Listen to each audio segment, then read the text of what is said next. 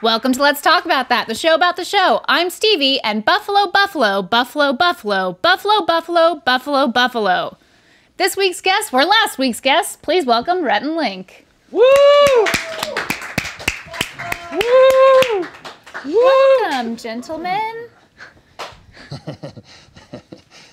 No, that was going to be something awkward. Have you heard of Buffalo, Buffalo, Buffalo, Buffalo, Buffalo? But really, have you? I thought it was an internet thing. Well, first I thought it was like someone just trying to get me to say buffalo over and over again, which I respect. That's what I thought it was, and I liked it. Then, much respect for that. Then I was like, when I think something is funny because it's random, it usually is a meme, and I'm not getting it. Can't so get then away from 'em. I Googled it. Turns out, not a meme. Can I ask, you Googled Buffalo, Yes. Buffalo, Buffalo, Buffalo. 8 buffaloes I Googled. Okay. It is a grammatically correct sentence in American English, often presented as an example of how homonyms and homophones can be used to create complicated linguistic constructs through lexical ambiguity. Yep. What? Yeah. You're saying that A buffalo can be a noun, Yep. a verb, Yep. an adjective. Well, no, but yes, that is the general idea because you can refer to Buffalo, New York, an actual buffalo. But how can buffalo be a verb? Buffalo means to bully, harass, Yeah. or intimidate, or to baffle, and then you can, and then Yeah, the an adjective. buffalo. Because buffalo, like a buffalo from buffalo is a buffalo, and a buffalo can buffalo. So a buffalo, and it apparently just continues on until you get to 8. Guys, if you're watching this right now, we are in London at the time that you're watching this, but for you, we are here with you on this Saturday. You mean, hold on, you're telling me that we don't make the show like an hour before it's posted? It's surprising, No, but no, it's no, true. no. I thought you were going to say you're telling me I'm in London right now, and I was gonna have to. Yeah. But how can I you love be London. How can you be making the show and be in London at the same time? It just doesn't make any sense. know. It's blowing my buffalo mind. This is an educational and sci-fi show. Welcome, And just because I drink doesn't mean you have to drink. Yeah, it does, because we got to keep them even because of buffalo. guys. This week, what a week! First up, a surprise circumcision. What? Yep. We'll get to that later. I also did some Reddit mining, and I found a few precious gems and a whole lot of coal, so we're going to go through that. Okay. But first, it is GMM Rejected Snack time, and actually we have a good one this week, which is great for all of us. We did Will It Valentine's Day chocolate, in which we made various beautiful, by we, I mean Josh, made various beautiful chocolates with weird things in them. Yeah, we got an eyeball down. Yeah, this is not eyeball level. This is on the other end of the spectrum. He really wanted to do... Butthole. He really wanted to do... I'm not eating sphincter. Animal style fries. Oh. For those of you, I mean, do they have animal style is just an In-N-Out thing, right? Or is it everywhere? I believe it's just an In-N-Out. Yeah, I think it's In-N-Out. So that's like their special sauce, like Thousand Island-ish with cheese and grilled onions covered fries that are so good. And you can also get your burger animal style. And so all of that chocolatized. But typically those are enjoyed crispy, out of the fryer. Hot. So just prepare yourself for cold potato. I have high hopes, but this is going to get all over my face. Uh-oh. Uh-oh. It's very I'm getting a similar sensation to the chips and dip because it's potato and onion. Very similar. Yeah. And you didn't taste that, but see, now you know how we felt. It tasted just like this, and that's why we didn't Tell like the it. people, Stevie. Tell the people. Well, the onion, you're right. The Right. Onion and really chocolate. doesn't do it. I will say, Strange bedfellows. it is a lot better. Do you need one of these? Oh, thank you. It is a lot better than the oyster meatball, which for some reason was so horrible to me. Well, we shouldn't try to make bad things better than other bad things. Let's just say they're all bad. Hold on a second. Okay. Buffalo. Did you know there was a buffalo here? Yes. But I did not connect that to earlier, but I really... What if I had, though? What if I placed a buffalo on the set for you to make the connection yourself? That's what I thought had happened. Later in the episode. Let me feed it. This hasn't always been here? I don't think buffaloes like chocolate. Guys, are you stalling so we don't get to the surprise circumcision? Yep. Yeah, I'm with you. Yeah, I don't really jump for joy when I hear the terms surprise and circumcision together. Yeah, or just circumcision, probably. Right. Surprise sometimes could be a good thing. I don't like to spend a lot of time on Reddit because it scares me. Because they talk about stuff on Reddit that's not very nice sometimes. Huh? Go ahead. Wow, Link. But we have a very active subreddit. Have you been on it? I have, yeah. Okay, so I found a few things that I liked that I wanted to share with you. So hopefully you haven't seen these. I dug real deep. So this first post is by puzzle_pieces, and it's called Young Rhett Found Drinking Syrup. Oh. What?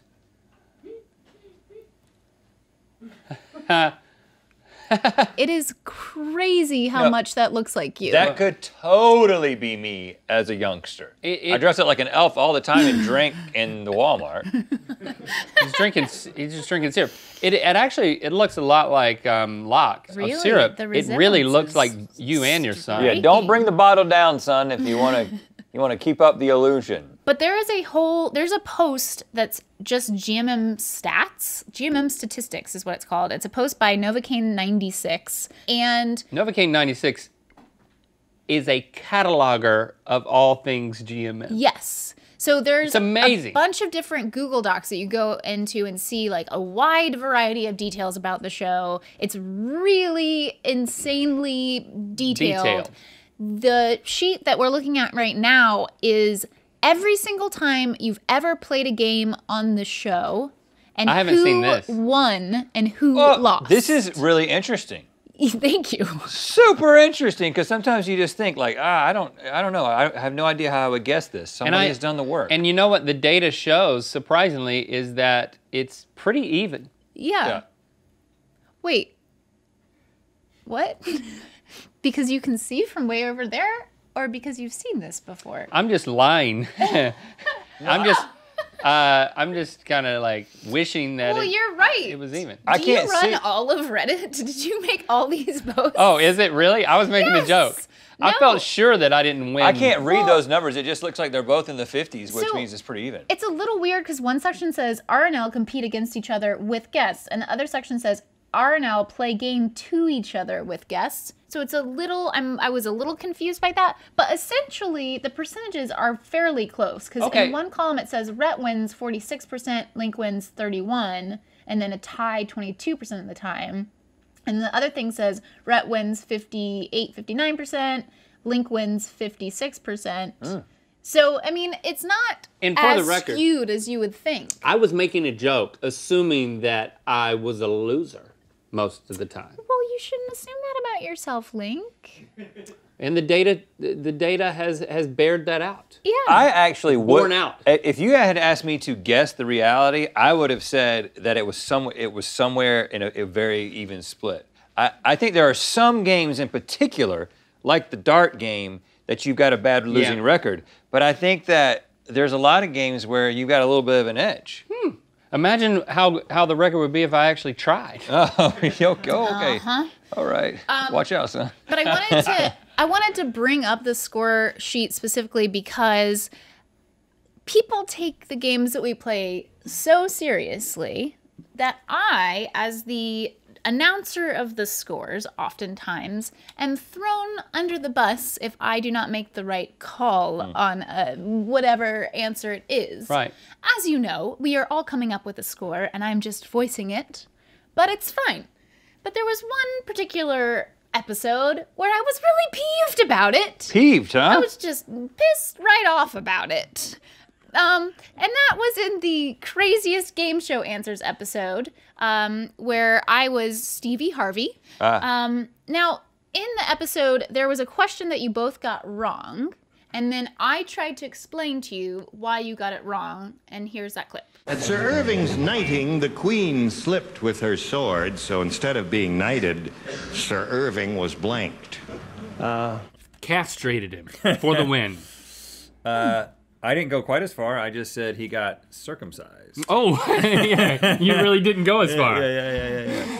Let's see what he said. At Sir Irving's knighting, the queen slipped with her sword, so instead of being knighted, Sir Irving was blanked. Bar mitzvah.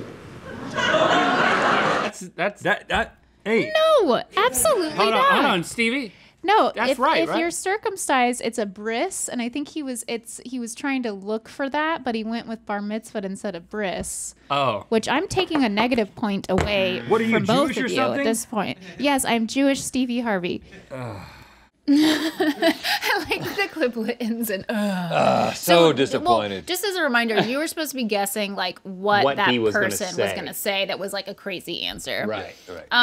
So, and then the commenters were not having it, even though I explained in the episode why that was the incorrect answer. And then also, you weren't really having it. Nope. So I really, Sorry about that. it's been a long time coming, but I needed to take things into my hands. Yeah, take them right into your hands. And I'm Jewish. I had 10 plus years of Hebrew school. I Okay. feel like that qualifies me. I can still read Hebrew. I can't say Hard to it, say sometimes. but I can read it. So I decided, why don't we get someone in here to teach you about the Bris ceremony? And so I called up my good friend Larry King, who said, yes, I'll do it. Then yesterday he said it's been a long week and he had to cancel on us, which is fine. Shout out to Larry. We still love you. I understand. Yeah. What that did, though, is it left me with a Bris ceremony to plan last minute. And I pulled everything together, and I got someone in here who is as equally Jewish as I am to just lead you through this ceremony. They're waiting for you in your office right now, so please go ahead. I'll see you guys after the bris. Shalom. L'chaim. You might not recognize me. I'm Stevie Harvey, but my mustache changed due to the fact that we didn't have the mustache I was wearing previously, and now I'm wearing this one. I do have 2 yarmulkes. As Stevie mentioned less than a minute ago, you're going to be walked through a traditional Jewish bris, and I'm sorry for the smell. Smells like onions in here. Very strong. Yeah. Luckily, it's due to onions, because sometimes it's not due to onions, but it's due to onions. Let me just remind you, Like an infection or something. via reading this, what a bris is. A bris is a ceremony in which an 8-day-old boy's foreskin is removed from his penis. Okay. I And- don't have any questions. Just you wait. A bris should have a minyan, which is 10 or more adult Jewish people. What we did was we basically rounded up the Jewish people in the office, which usually isn't a good thing. In this case, it is. I can't laugh at that. So we have a mini minyan, and I would just like to go down the line if anyone would like to say what their Hebrew name is. Zach. I'm not Mike. Can I pick one right now? Oh, Alex, I'm sorry. You're not Jewish, but yeah.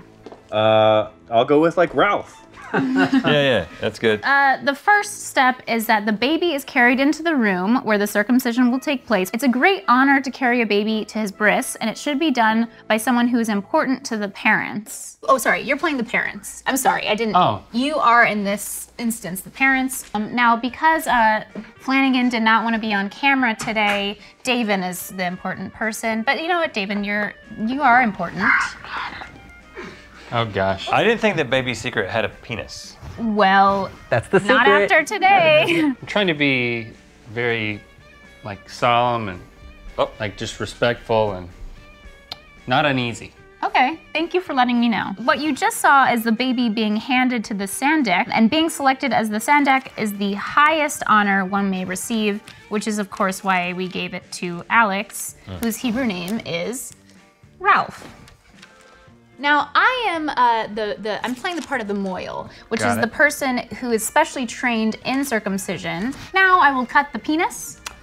As you mentioned, Baby Secret does not have one, which is why we have strategically placed a fingerling potato in my hand. I want to be clear, this is not how this is usually done.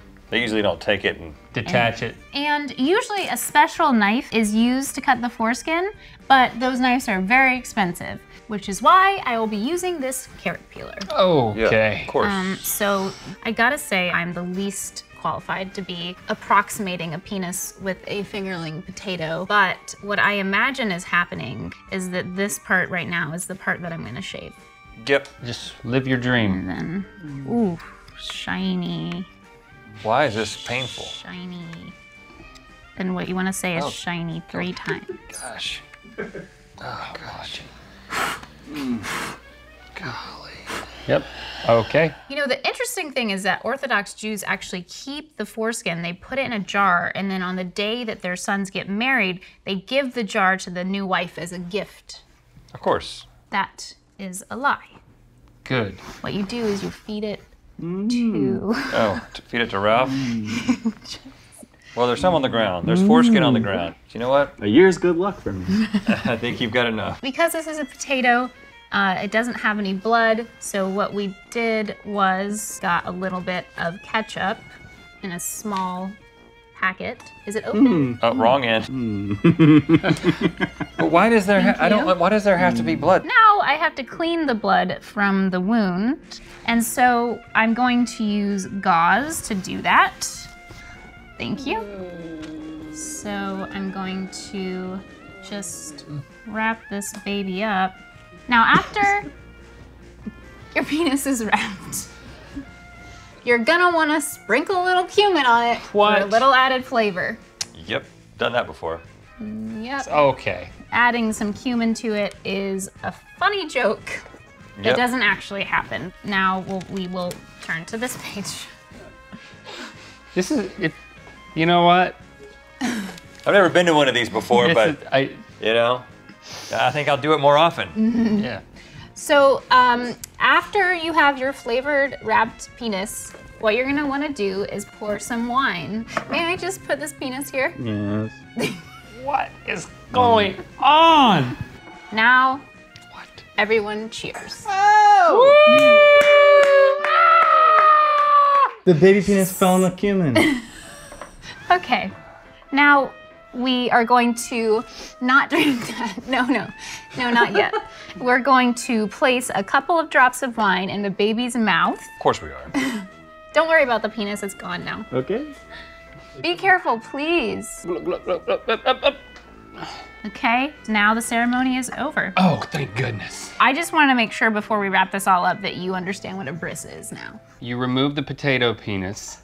You shave it.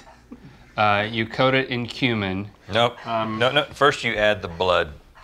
Add the ketchup. Then you wipe away the blood. Your shawl keeps falling off. Then you bandage it. Then your mustache comes half off.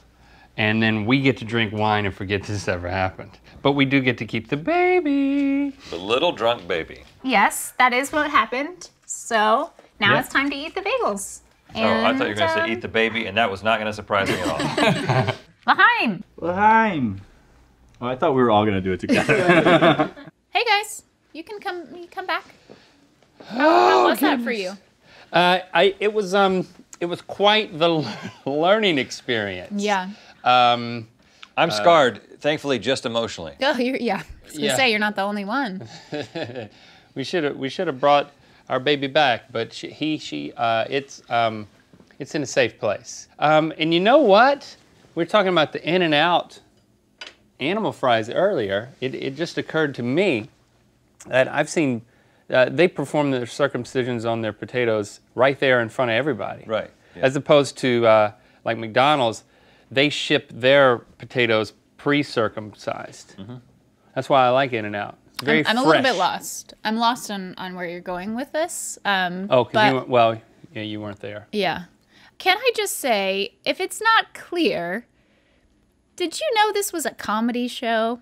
And we're not telling people if they should or should not get circumcisions for their children. Did you know that? Yeah. I feel like it might be something that we need to make clear. Yeah, let's just go ahead and say that. This is a comedy show. Well, you know what? I have a special message, though. We're not, and Rhett has a special message. I have a little PSA. Circumcision is your baby's decision. So you leave it up to no one else. You know what I'm saying? Like, leave it up to the baby.